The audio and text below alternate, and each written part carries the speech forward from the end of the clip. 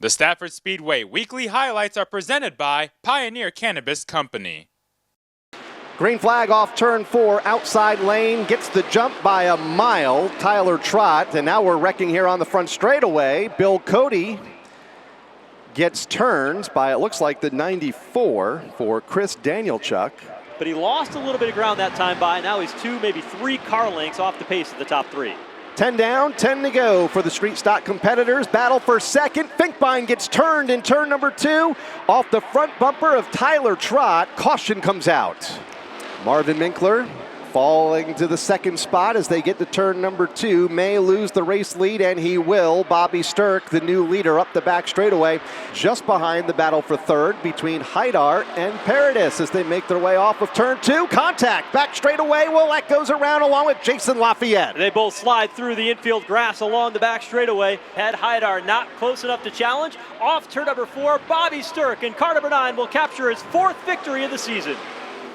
Charlie McDougall, Ron Midford, Andy Marquise, Todd Clark, Alina Bryden, Mike Parolo, the rest of the starting lineup, 30 strong, 20 laps. Green is out. Cassandra Cole leads the field at turn 2. Nick Anglaise to the outside lane of the white number 10 as they navigate down the back straightaway. Side by side for the race lead. Here's Cassandra Cole with a little love tap from behind. Meg Fuller trying to work her way to the front as well. Trouble, one car hard into the outside wall. It's the 8.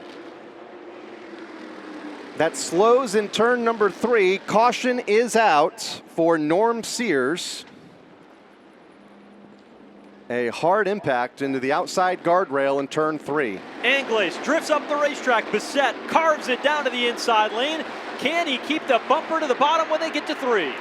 He can. Side by side for the race lead. Anglaise drifts up the racetrack. Here comes George Bissett Jr. to the inside and to the front of the field by a half a car length. He will lead lap number 12. Clear him off turn 4 to maintain the race lead. Cassandra Cole still trouble off the corner. One car gets out of shape. That is Matthews off of, I believe it might have been Barry. Derek Devis collected in that, as was, I believe, Tyler Chapman. This has got something hanging off the back of that machine. Not sure if it's the Nerf. Oh, trouble! It's your point leader, Tyler Berry, up on 2 wheels. It settles back down here on the front straightaway, but a hard lick and an airborne number 18 of Tyler Berry brings out the second caution. Not sure how he was able to drive that car back to the pits, as that car, at least the right side of it, was about 4 feet in the air off of turn 4. White flag is out. To the line they come, side by side into turn 1 of the final lap. George Bissett Jr. to the inside, Nick Anglaise to the outside. Amanda West finds herself right now on the podium with a half a lap to go. Into turn number 3, Anglaise bottom shot into the corner. Bissett slides up the racetrack, has the momentum in the outside lane. At the stripe, it is George Bissett Jr. at the line over Nick Anglaise in second. Amanda West gets turned after the checkered, and she finished in the 3rd spot. Green flag is out, and we are underway in our late model feature. Had a good start on the bottom for Paul Verrecchio Jr. on the initial start, but look at Andrew Durand in the 43. By the time they get into turn number 2, he's got a healthy advantage. His car nosing out in front of the backstretch. Pushes up the racetrack, though, off of turn number 2, and here comes Verrecchio back to the inside, further back to 10. Wayne Corey, bold move on Gray.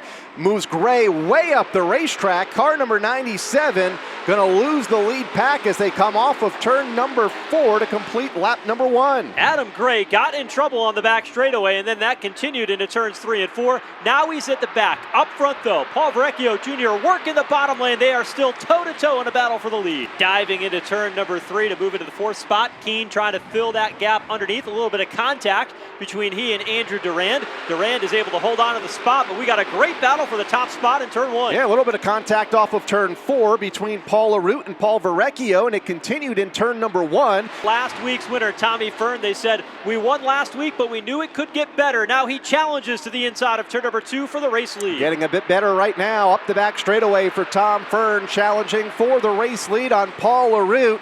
Here comes Michael Bennett in 3rd, the defending champion. Off of turn 4 they come. Off of turn 4 they come. Checkered flag from the starter stand for the 2nd consecutive week and the 3rd time this year. Tom Fern wins the late model feature. For 20 laps, green is out for our limited late models as Jay Clement leads the field to turn number 1. Kevin Cormier in the outside lane. Devin Jensick gets the jump on Scapini in that second row. Jensick moves to third. In fact, he wants a shot at the race lead up the backstretch. 3 wide for the lead on the opening lap. Matt Scapini, he'll go way upstairs through turns 3 and 4 in the 10 car. He'll go from fourth and trying to take over second, and he's got it off turn 4. 3 consecutive runner-up finishes for Kevin Cormier. Tonight, though, he'll guide his car up off turn number 4. Checkered flag is in the air, and Kevin Cormier is a Stafford Speedway Limited Late Model winner. Matt Scapini will cross the line in second, some 0.8 of a second back.